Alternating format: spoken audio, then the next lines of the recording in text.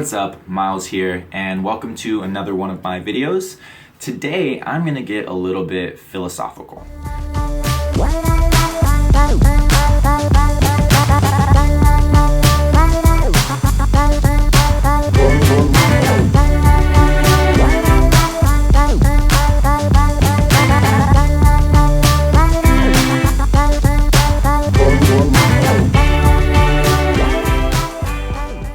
Ever since my, I would say, senior year in college, which is about 3 or 4 years ago now, I've been pretty interested in philosophy. Now, I don't mean philosophy in metaphysics or, Descartes, I think, therefore I am, what really exists in the world. Or if my favorite one to joke about is, if a wax candle melts, is it still a candle afterwards? Stuff like that doesn't really interest me at all. What I'm really interested in are life philosophies. These can be anything from religions to just kind of basic, ways of looking at life that people have come up with across time. So I'm really interested in improving myself and just becoming a happier person in general. And I found that there's a lot of wisdom out there in the world in the form of these kind of different life philosophies. The philosophy I want to talk about today is called Taoism. So what is Taoism? Well, it's an ancient Chinese philosophy that is based on the writings of the mythical Lao Tzu, who apparently or supposedly wrote this book called the Tao Te Ching, which is a book of scripture or wisdom, I guess you could call it, in the form of little poems. And no one's really sure if Lao Tzu really existed, but I guess the writing was so profound that a whole philosophy kind of sprung up behind it. Taoism is based on this idea of the Tao, which is pretty much impossible to explain. The first line in the Tao Te Ching, which is from Lao Tzu himself, is the Tao that can be told is not the eternal Tao. Basically what that's saying is that if you can describe it in words, you're probably not experiencing it. And this is pretty similar to concepts like enlightenment, which you can find in Buddhism, which if they say that if you're talking about enlightenment and the Buddha never answered what is enlightenment, he just said what it wasn't. And it's very similar with the Tao, but basically they call the Tao different words for it, like the way or the path. And what I've kind of found it to mean is just the correct way of living that's in accordance with the nature of reality. And or in accordance with nature in general, the way the world works, the way the people around you work, just the world. What really resonates with me about Taoism is this whole concept of kind of flowing through life. I come from California, which is a pretty laid-back part of the United States, but in American culture in general, it's hard to put your finger on it, but there's such a pressure to achieve, to accomplish, to conquer obstacles and things like that. And that's great. Part of that's in me, and part of me really enjoys that. I love, accomplishing goals, and I love working on myself and improving myself. But there's also with that a lot of resistance to what's happening in life. If anything's wrong in your life, you're supposed to try and fix it. And I think Taoism kind of teaches a more accepting way that it's not about resisting the moment, but just flowing with it. And it's kind of a nice antidote to the pressure and the stress that comes from American culture or Western culture in general. Some of the major themes in Taoism that I've seen are naturalness, kind of going with the way of nature, a huge respect for nature actually. They use water is used a lot, and just metaphors that involve, how the plants grow and things like that are used. Going with the flow, obviously I talked about non-action, which is also called Wu Wei, I think that's how you pronounce it, which is for me one of the most interesting concepts. It's doing without doing, so it's kind of a paradox. And looking within also is a very major theme. It's finding wisdom within, not looking for external things to make you feel good. I'm not going to give a full summary of Taoism. I couldn't even if I wanted to, but I will offer some of my favorite quotes from the Tao Te Ching and kind of talk about what they mean to me.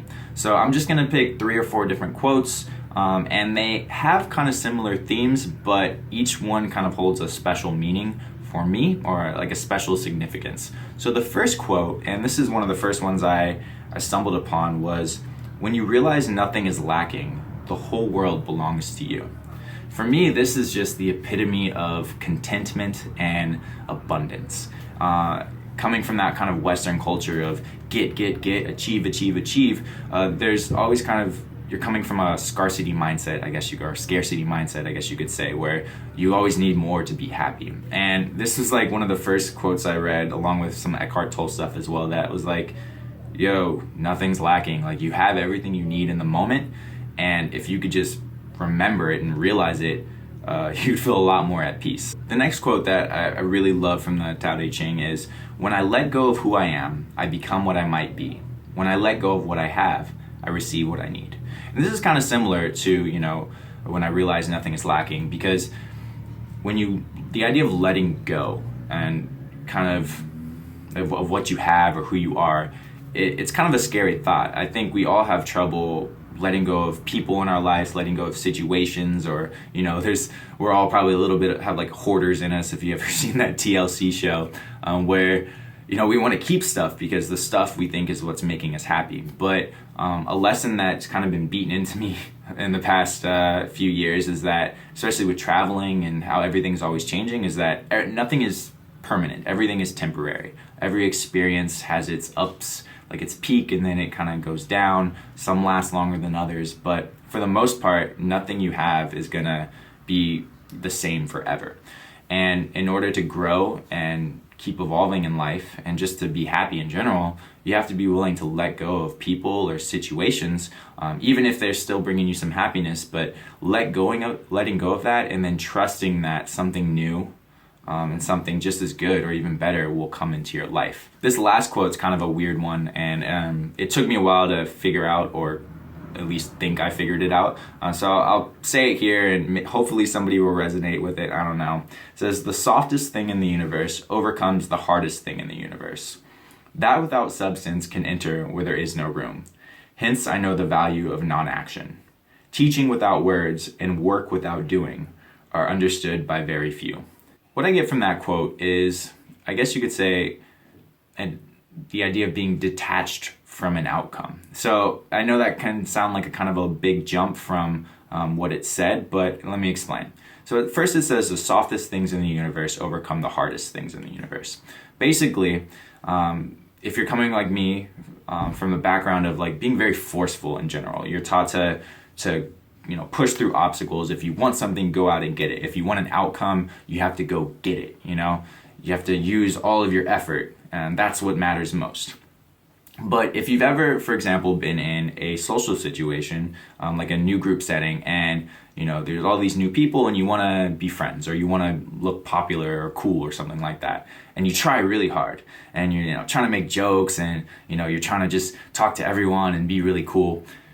A lot of times it'll come out like forced. You look weird, you're awkward, people are like, what is this person doing? Why are you trying so hard?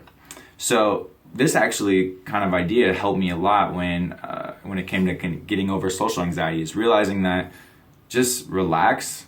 Like, if you're meant to be friends with people, it'll happen. If you're just yourself and you're not trying to force things tend to happen more naturally, I guess, that way. And then it goes on to say, hence I know the value of non-action. So letting go of outcome, letting go of this intense desire to have a certain result, even if you're working towards something, is what it means by being soft. It's just relaxing into the present moment and just taking it step by step. And if you get the outcome, that's great. If not, it's okay. That's just the way life is. I know that kind of idea of, letting things happen and not forcing things can kind of rub people the wrong way. And it used to rub me the wrong way a lot too, because I was like, well, if I don't try, or if I don't force anything, then how will I ever accomplish anything I want, or how will I get the results I want?